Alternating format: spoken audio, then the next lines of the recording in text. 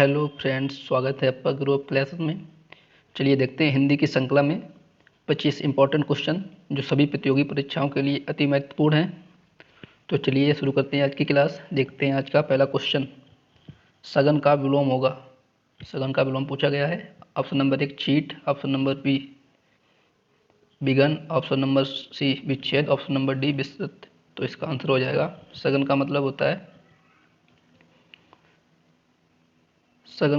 है घना घना। तो इसका आंसर हो जाएगा ऑप्शन नंबर बी विघन हो जाएगा।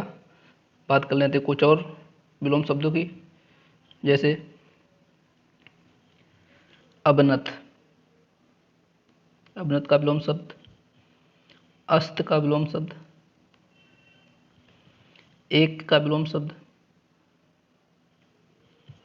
जाति का विलोम शब्द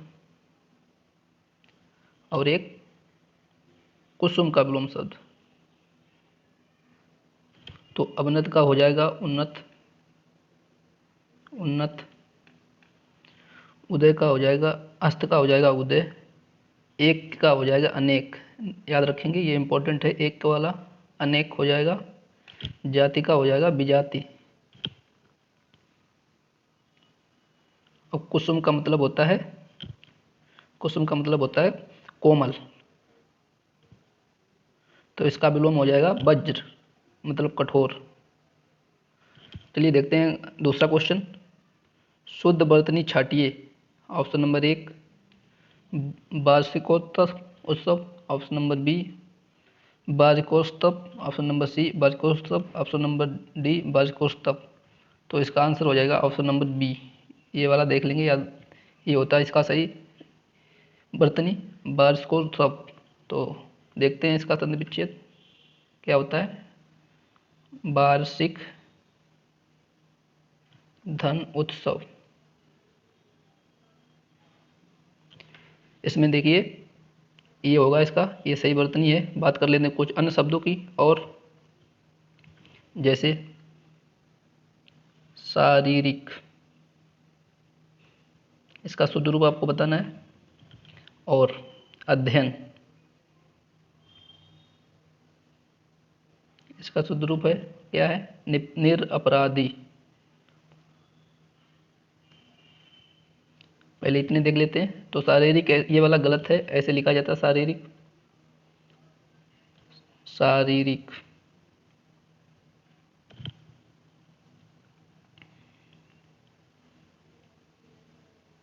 ये शारीरिक ठीक है। अब बात करते हैं अध्ययन की। अध्ययन ऐसे लिखा जाएगा, ना कि ऐसे।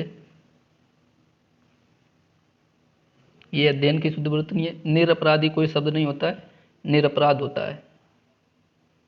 निरपराध होता है, निरपराध निरपराध होता है, ना कि निरपराधी। बात करने कुछ अन्य शब्दों की ओर, जैसे दुर्वल्य, इसकी शुद्ध वर्तनी बताएंगे।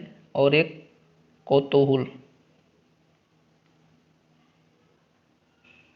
तो दुर्वल्य की शुद्ध वर्तनी देख लेंगे, ऐसे लिखा जाता है दौर्वल्य। दौर्वल्य शब्द होता है, ना कि दुर्वल्य।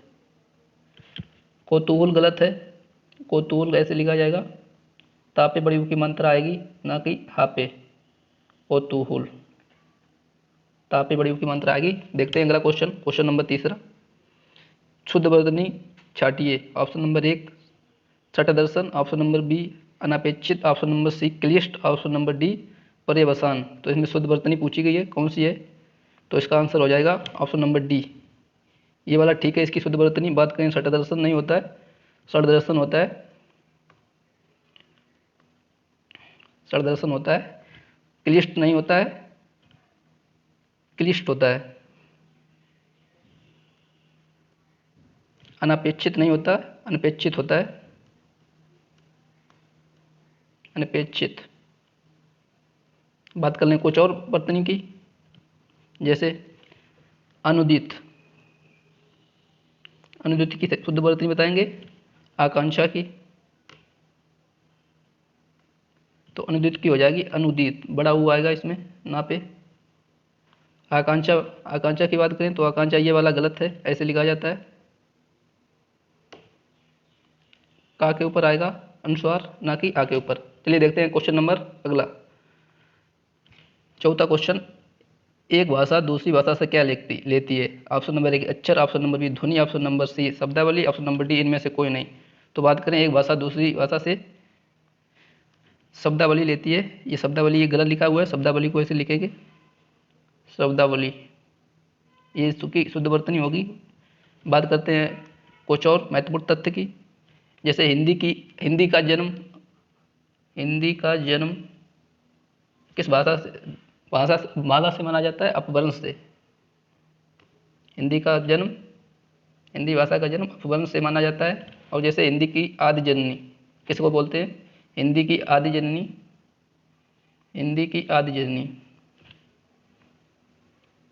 वैदिक संस्कृत को कहते हैं। इसको याद रखेंगे, ये दो चीज़ें हमने बताई भी, हिंदी की आदि जननी वैदिक संस्कृत को, और हिंदी भाषा का जन्म अपभ्रंश से। बात करते हैं क्वेश्चन नंबर नेक्स्ट की, क्वेश्चन नंबर 5वां, अघोष वर्ण है खा, चा, मा और हा। तो इसका आंसर हो जाएगा, बात कर लें पहले घोष की, घोष को ही सघोष कहते हैं,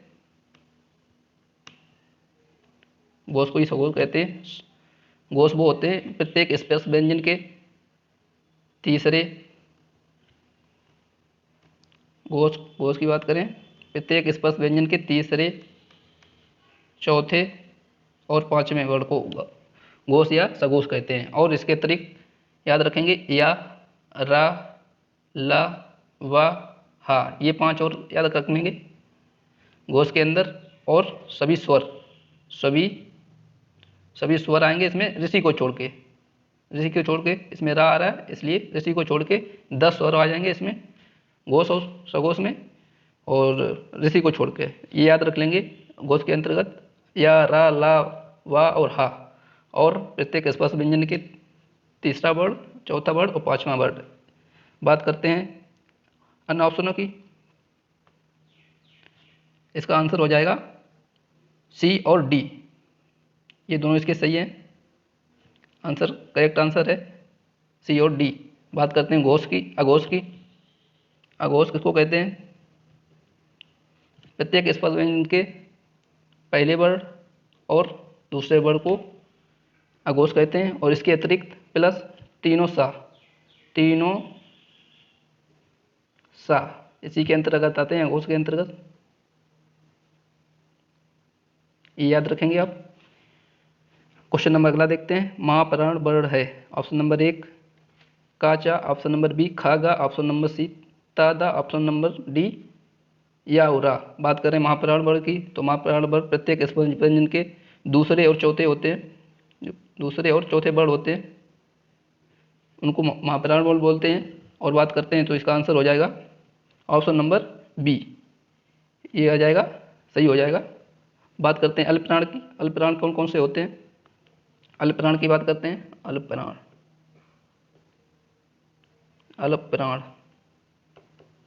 प्रत्येक स्पर्श व्यंजन के फर्स्ट, थर्ड और फोर्थ जो वर्ण होते हैं वो उन्हें अल्पप्राण कहते हैं, और सभी स्वर वो भी अल्पप्राण के अंतर्गत आते हैं।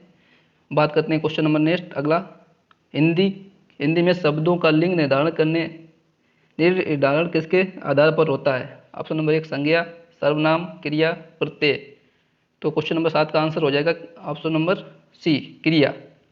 जैसे इस क्रिया से लिंग का निर्धारण होता है, जैसे वह जा रहा है तो पुल्लिंग हो जाएगा, और वह जा रही है स्त्रीलिंग हो जाएगा, राम जा रहा है पुल्लिंग हो जाएगा, सीता जा रही है स्त्रीलिंग होगा। इससे निर्धारण करते हैं लिंग का, क्रिया से निर्धारण करते हैं लिंग का।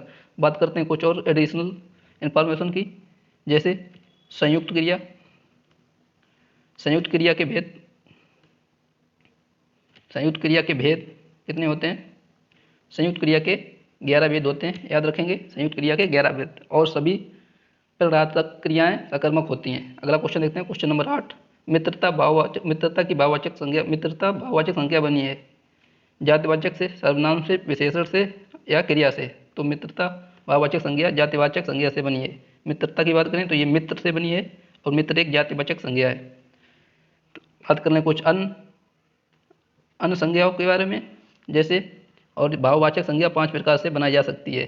कुछ एग्जाम्पल के तौर पे देखते हैं, बात करते हैं। जैसे दोस्त, दोस्त से बताएंगे भाववाचक संज्ञा क्या बनेगी, और अपना से बनाएंगे भाववाचक संज्ञा दोस्त, अपना और बड़ा।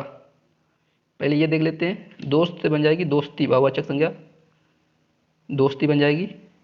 अपना से बन जाएगा भाववाचक संज्ञा अपनापन, और बड़ा से हो जाएगा बड़प्पन।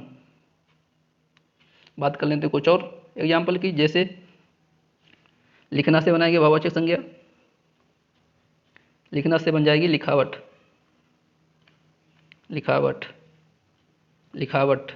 जैसे दूर से बनाएंगे, दूर से बन जाएगी दूरी। बात करें नेक्स्ट क्वेश्चन की, भाववाचक संज्ञा नहीं है, किसमें नहीं है भाववाचक संज्ञा? ऑप्शन नंबर 1 भलाई, ऑप्शन नंबर बी पढ़ाई, ऑप्शन नंबर सी सुंदर, ऑप्शन नंबर डी अपनापन। तो इसका आंसर हो जाएगा ऑप्शन नंबर सी सुंदर। सुंदर एक विशेषण है, सुंदर विशेषण है।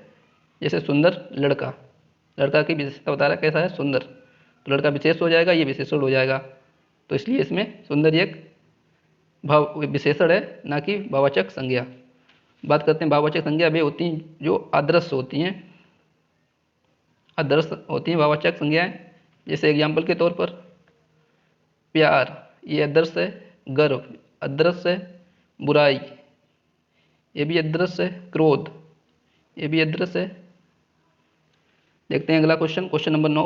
नेत्री शब्द का पुल्लिंग है। नेत्री शब्द का पुल्लिंग पूछा गया, नेता, नेतिन, नेत्र, नेताइन। तो इसका आंसर हो जाएगा नेता, ऑप्शन नंबर ए।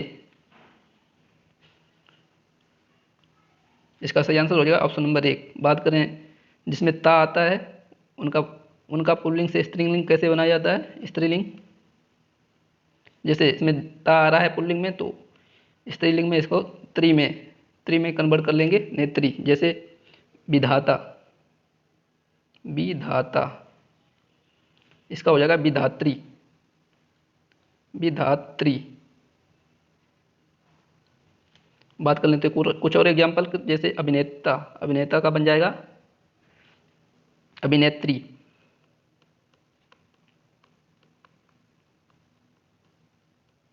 अभिनेता का बन जाएगा अभिनेत्री। जैसे एक और देख लेते हैं एग्जाम्पल, धाता का बन जाएगा धात्री।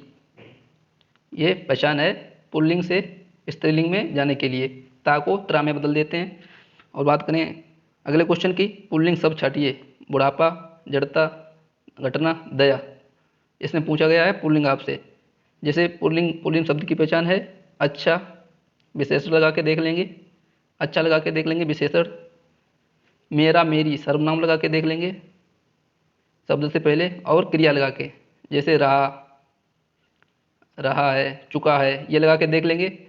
पुल्लिंग शब्द की यही पहचान है। बात करते हैं, देख लेते हैं। मेरा बुढ़ापा, ये पुल्लिंग हो जाएगा। मेरी बुढ़ापा नहीं होता, मेरा बुढ़ापा होता। जैसे अच्छी घटना, अच्छी दया, ना कि अच्छा दया। अच्छी जड़ता, अच्छा अच्छी लगा के देख लेंगे, या मेरा मेरी लगा के देख लेंगे, या क्रिया लगा के रहा है या चुका है। अगला क्वेश्चन देखते हैं। इसका आंसर 11वें का आंसर हो जाएगा बुढ़ापा, ऑप्शन नंबर 1। वह घर से बाहर गया में कारक है, कर्ता कारक, कर्ण कारक, कर्म कारक और अपादान। तो इसमें अलगाव की स्थिति हो रही है, घर से बाहर गया, घर से अलग हुआ, इसलिए इसमें अपादान हो जाएगा। 12वें का हो जाएगा डी। बात करते हैं कर्ता की विभक्ति को, ने हो जाएगा, इसकी हो जाएगी को, इसकी हो जाएगी से। अगला क्वेश्चन देखते हैं, क्वेश्चन नंबर 13। इन फूलों का रंग बहुत सुहावना है में कौन सा, में वाक्य में का किस कारक का चिन्ह है? बात पूछी गई, इन फूलों का रंग बहुत ही सुहावना है, का में पूछा गया है कौन सा कारक चिन्ह है, का किसका कारक चिन्ह है। तो इसका आंसर हो जाएगा संबंध, का, की, के, नानी, ने, रारी, रे, ये सब संबंध कारक की विभक्ति चिन्ह होती हैं। बात करें क्वेश्चन नंबर नेक्स्ट की, क्वेश्चन नंबर 14। उत्कर्ष का विशेषण है। उत्कर्ष का मतलब होता है ऊपर की ओर प्रगति करना, उत्कर्ष। तो इसका विलोम हो जाएगा अपकर्ष, अपकर्ष हो जाएगा इसका विलोम शब्द। इसकी विशेषण की बात करते हैं तो इसका हो जाएगा उत्कर्ष का उत्कृष्ट हो जाएगा। 14 नंबर का हो जाएगा सी।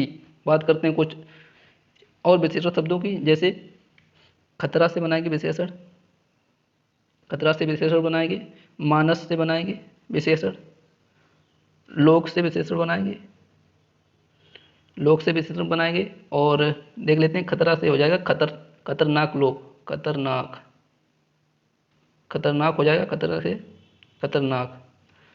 मानस से बना देंगे मानसिक, मानसिक, मानसिक बनाएंगे। लोक से बना देंगे लौकिक।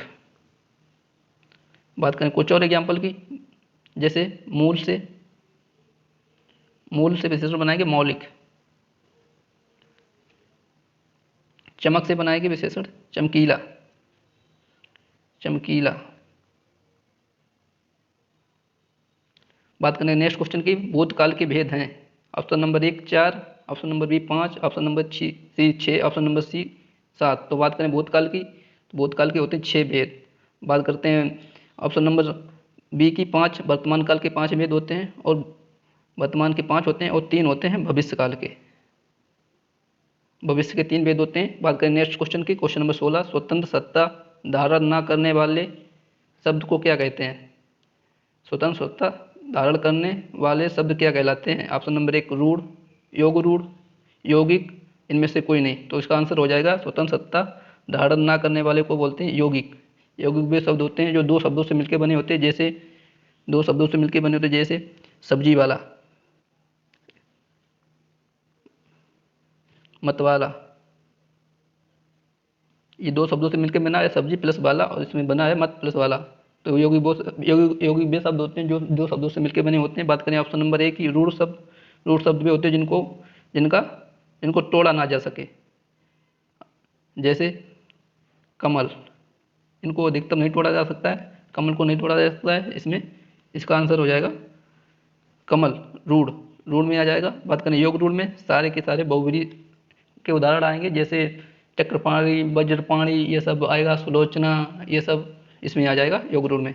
बात करें नेक्स्ट क्वेश्चन की, क्वेश्चन नंबर 17, देसी शब्द नहीं है, देसी शब्द नहीं है डगमग, रोटी, झिलमिल, या फिर इनमें से कोई नहीं, डी। तो डगमग भी देसी शब्द है, रोटी भी देसी शब्द है, और झिलमिल भी देसी शब्द है। तो इसमें से इसका आंसर हो जाएगा 17 का डी।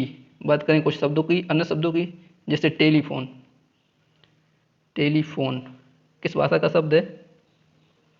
ये यूनानी भाषा का शब्द है, यूनानी, याद रखेंगे टेलीफोन यूनानी भाषा का शब्द है, यूनानी भाषा का शब्द है टेलीफोन। बात करते हैं कुछ अन्य शब्दों की और, जैसे अंग्रेज, मेयर, अंग्रेज, मेयर, कूपन,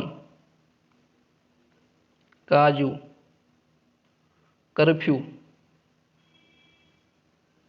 लाम, बिगुल, ये सब शब्द फ्रेंच भाषा के शब्द हैं। तो फ्रेंच भाषा के कौन कौन से शब्द हो गए? अंग्रेज, मेयर, कूपन, काजू, कर्फ्यू, लाम और बिगुल, ये सब फ्रेंच भाषा के शब्द हो गए। बात करें नेक्स्ट क्वेश्चन की, क्वेश्चन नंबर 18, लचीला में प्रत्येक प्रत्यय कौन सा है? लच है, ला है, कीला है, या इला है? तो प्रत्यय वे शब्दांश होते हैं जो शब्द के आखिरी में लगते हैं, लास्ट में लगते हैं। जैसे इसका संधि विच्छेद कर लेंगे, लचीला का लचक धन इला, तो इसमें हो जाएगा ऑप्शन नंबर 18 का डी हो जाएगा, लचीला। बात करते हैं कुछ और शब्दों में प्रत्यय, जैसे गौरव, गौरव में प्रत्यय बताएंगे, लाघव में प्रत्यय बताएंगे। तो गौरव में हो जाएगा, इसका संधि विच्छेद में तोड़ लेंगे, जैसे गुरु प्लस आ, देख लेंगे इसका, इसमें आ प्रत्यय हो जाएगा और गुरु हो जाएगा मूल शब्द, तो इसमें हो जाएगा आ प्रत्यय। बात करें लाघव में, लघु प्लस आ, इसको तोड़ देंगे, लघु प्लस आ, तो आ इसमें प्रत्यय हो जाएगा। बात करते हैं नेक्स्ट क्वेश्चन की, क्वेश्चन नंबर 19, तुर्की भाषा का शब्द नहीं है। ऑप्शन नंबर 1 पैगंबर, ऑप्शन नंबर बी बेगम, ऑप्शन नंबर सी चेचक, ऑप्शन नंबर डी बारूद। तो इसके आंसर बताएंगे, क्वेश्चन नंबर 19 का हो जाएगा ए। बात करें पैगंबर की, पैगंबर फारसी भाषा का शब्द है, फारसी भाषा के एक शब्द और देख लेंगे, आतिशबाजी। आतिशबाजी ये फारसी भाषा का शब्द है।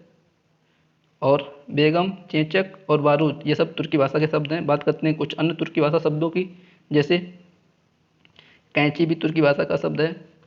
दारोगा, दारोगा और लफंगा ये सब तुर्की भाषा के हो गए। तो तुर्की भाषा के कौन से हो गए? चेचक हो गया, बेगम हो गया, बारूद हो गया, कैंची हो गया, दारोगा हो गया, लफंगा हो गया। बात करें क्वेश्चन नंबर 20 की, तत्सम शब्द छाटिए। चिंता, मानिक, तांबा, नहर। Option number D. तो इसका आंसर हो जाएगा 20 का क्वेश्चन नंबर ए। चिंता एक तत्सम शब्द है, ये तत्सम शब्द है। बात करते हैं अन्य ऑप्शन की, मानिक। मानिक एक तद्भव है, इसका तत्सम हो जाएगा माणिक्य। इसका तत्सम हो जाएगा माणिक्य। बात करते हैं तांबा की, तांबा भी तद्भव है, तो इसका तत्सम हो जाएगा ताम्र। बात करें ऑप्शन नंबर डी, नहर की, नहर इसको बोलते हैं मायका को, नहर मायका को बोलते हैं, तो ये इसका हो जाएगा तत्सम ज्ञाति ग्रह। इसका तत्सम ये हो जाएगा। बात कर रहे हैं क्वेश्चन नंबर, इसी में और दे लेते हैं कुछ तद्भव शब्द और, जैसे शून्य। शून्य का बताएंगे आप तत्सम, और रास का बताएंगे आप लोग तत्सम, शून्य का, रास का, पपड़ी का बताएंगे, पपड़ी। तो बात करते हैं शून्य का हो जाएगा शून्य तत्सम, रास का हो जाएगा राशि तत्सम, पपड़ी का हो जाएगा परपटी। बात करते हैं क्वेश्चन नंबर 21 की, इधर उधर घूमता हुआ सन्यासी के लिए एक शब्द है। ऑप्शन नंबर 1 परिवारजक, ऑप्शन नंबर बी बीतरागी, ऑप्शन नंबर सी त्रिपिटका, ऑप्शन नंबर डी छद्मवेशी। तो क्वेश्चन नंबर 21 का आंसर हो जाएगा परिवारजक। जो इधर उधर घूमता हुआ सन्यासी के लिए एक शब्द हो जाएगा परिवारजक। बात कर रहे हैं ऑप्शन नंबर सी की त्रिपिटका, गंगा गंगा को बोलते हैं, गंगा को बोलते हैं। ऑप्शन नंबर बी की बात कर लेते हैं, बीतरागी। बीतरागी वो होता है जो वासना रहित हो और जिनका चित्त शांत चित्त हो, जिसका, उसको बीतरागी बोलते हैं। छद्मवेशी को किसको बोलते हैं? छद्मवेशी की बात कर लेते हैं। छद्मवेशी वो होता है जो भेष बदल के घूमता रहता है, भेष बदल के घूमता है, जो भेष बदल कर घूमता रहता है, भेष बदल कर जो घूमता है उसे छद्मवेशी कहते हैं। इसके जैसा एक और होता है छिद्रान्वेषी, ये इंपॉर्टेंट है, छिद्रान्वेषी। छिद्रान्वेषी आप लोग में भी से बहुत सारे ऐसे होंगे छिद्रान्वेषी जो बारीक कमियां को ढूंढते रहते हैं, उन्हें छिद्रान्वेषी कह रहे हैं। तो फ्रेंड आपको क्लास कैसी लग रही है कमेंट करके बताइएगा जरूर, और अगर अच्छी लग रही हो क्लास तो लाइक करेंगे, अपने फ्रेंडों के बीच में शेयर भी करेंगे और चैनल को सब्सक्राइब भी कर लेंगे। देखते हैं next question, question number 22। Mahabharata महाग्रंथ किसके द्वारा रचा गया है? इसमें वाच्य पूछा गया है, क्रमवाच्य, कृतवाच्य, भाववाच्य है, मिश्र वाच्य है। तो बात करें इसमें महाभारत महाग्रंथ किसके द्वारा लिखा गया है, इसमें इसका आंसर हो जाएगा क्वेश्चन नंबर 22 का ऑप्शन नंबर ए क्रमवाच्य। क्रमवाच्य की पहचान बता देते हैं, जहाँ पे के द्वारा शब्द आ जाए, जहाँ पे के द्वारा शब्द आ जाए वहाँ पे क्रमवाच्य होता है। और क्रमवाच्य में हमेशा सकर्मक क्रिया आती है, सकर्मक क्रिया आती है। बात करते हैं क्वेश्चन नंबर नेक्स्ट की, क्वेश्चन नंबर 23 है, जो धन कमाते हो उसमें थोड़ा जरूर बचाओ। इसमें पूछा गया वाक्य, ये कैसा वाक्य है? विधिवाचक वाक्य है, संकेतवाचक है, इच्छावाचक है या विधिवाचक? तो इसका आंसर हो जाएगा क्वेश्चन नंबर 23 का, ये संकेतवाचक है, ये संकेतवाचक है। और विधिवाचक वाक्य की बात करें, जैसे यूनिवर्सल ट्रुथ बातें होती हैं वो होती हैं इसमें, जैसे यूनिवर्सल ट्रुथ की सारी बातें इसमें आ जाएंगी, जैसे सूर्य पूर्व में उगता है, ये सब यूनिवर्सल ट्रुथ हैं, तो इसमें विधिवाचक बातें आ जाएंगी। तो बात करेंगे क्वेश्चन नंबर 24 की, द्विगु समास है। ऑप्शन नंबर 1 पंचवटी में, ऑप्शन नंबर बी वनगमन में, ऑप्शन नंबर सी आजन्म में, ऑप्शन नंबर डी संदर्भ में।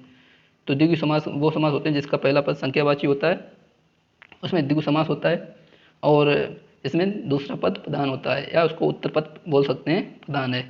बात कर लें, इसका आंसर हो जाएगा ऑप्शन नंबर ए पंचवटी में द्विगु समास है, पंचवटी में द्विगु समास है। बात कर लें ऑप्शन नंबर बी की, वनगमन में, यानी कि वन को गमन, इसमें कर्म कर्म हो जाएगा।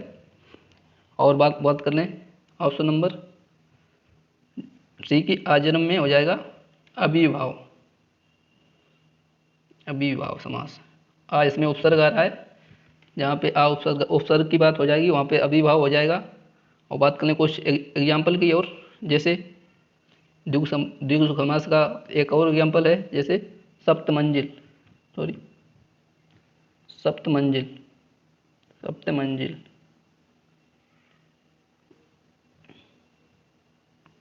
सप्तमंजिल, सात मंजिल का समाहार,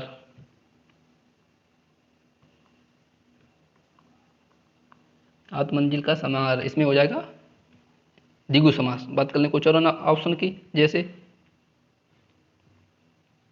जैसे शिप सप्त सप्त सिंधु, इसमें आप समास बनाएंगे सप्त सिंधु। और ये इंपॉर्टेंट चीज बता रहा हूँ, सप्त सिंधु। और जैसे पंच पंच गगनम, इसमें समास, इन दोनों में समास हो जाएगा अविभाव समास। आप बोलेंगे अविभाव क्यों हो जाएगा? क्योंकि जहाँ पे नदियों के नाम आते हैं वहाँ पर अविभाव समास होता है। बात कर लेते हैं कुछ अन्य ऑप्शन की, जैसे और अन्य ऑप्शनों की, जैसे आप लोग, हाँ याद आ गया, जैसे नीलकंठ, नीलकंठ में समास आप बताएंगे, इसमें हो जाएगा कर्मधारय समास। जैसे मुंह मांगा में समास, और मुंह मांगा में समास, मुंह से मांगा, मुंह से मांगा हो जाएगा इसमें, इसमें हो जाएगा करण, तत्पुरुष समास हो जाएगा इसमें। बात करते हैं क्वेश्चन नंबर 25 की। इसमें पूछा गया अनु प्लस अय प्लस इत से मिलकर शब्द कौन सा बना गया है? उन्नति, अवनति, अवनति या अन्योति। तो इसका आंसर हो जाएगा क्वेश्चन नंबर 25 का हो जाएगा डी। इसको इसको तोड़ लेंगे, एयर संधि का उदाहरण है, इसमें तोड़ देंगे इसको, अन्न,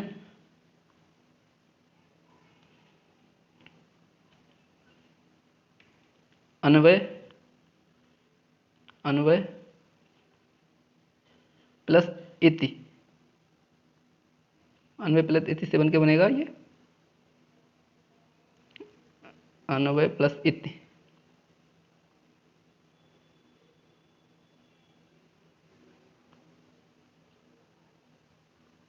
अन्वय प्लस इति, इसको और तोड़ लेंगे, अन्वय को अनु प्लस अय और प्लस इत, ये वाला छोटी वाला इत आएगा इत। तो इसका आंसर हो जाएगा ऑप्शन नंबर डी। बात करते हैं आज के लास्ट क्वेश्चन की। हिंदी भाषा का प्रथम प्रमाणिक ग्रंथ है? रामलला नैचू, पृथ्वी रासो, अलाउद्दीन सतसई। बात करें इसका, हिंदी भाषा का प्रथम प्रमाणिक ग्रंथ पूछा गया है, इसका हो जाएगा option number B, Prithviraj Raso. बात करते हैं ऑप्शन नंबर ए की, रामलला नैचू, ये किसके द्वारा लिखी गई है? ये तुलसीदास के द्वारा लिखी गई है,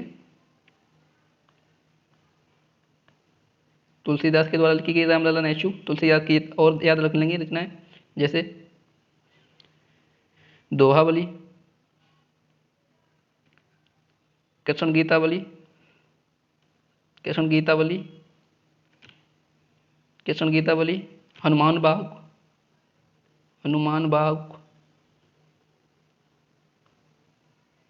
विनय पत्रिका, ये इंपॉर्टेंट है, विनय पत्रिका, विनय पत्रिका, बरबे रामायण, ये देखो ये वाली भी इंपॉर्टेंट है, बरबे रामायण, बरबे रामायण। और एक और याद लेंगे, लिख लेंगे, वैराग्य, वैराग्य संदीपनी, वैराग्य संदीपनी। तो कौन कौन सी होंगी तुलसीदास की? दोहाबली, कृष्ण गीताबली, हनुमान भाव, विनय पत्रिका, बर्बे रामायण, बैराग संदीपनी। तो बात करते हैं और ऑप्शनों की, जैसे अलाउद्दीन। अलाउद्दीन किसके द्वारा लिखा गया है? जगनीक के द्वारा लिखा गया अलाउद्दीन। वीर रस में लिखा गया, ये जगनीक के द्वारा लिखा गया, जगनीक। बात करें पृथ्वीराज अशोक, ये चंद्रबरदाई द्वारा लिखा गया है, चंद्रबरदाई इसके रचयिता है। बात करेंगे ऑप्शन नंबर डी की, सत्यसाई किसके द्वारा लिखा गया है? ये बिहारी द्वारा लिखा गया है।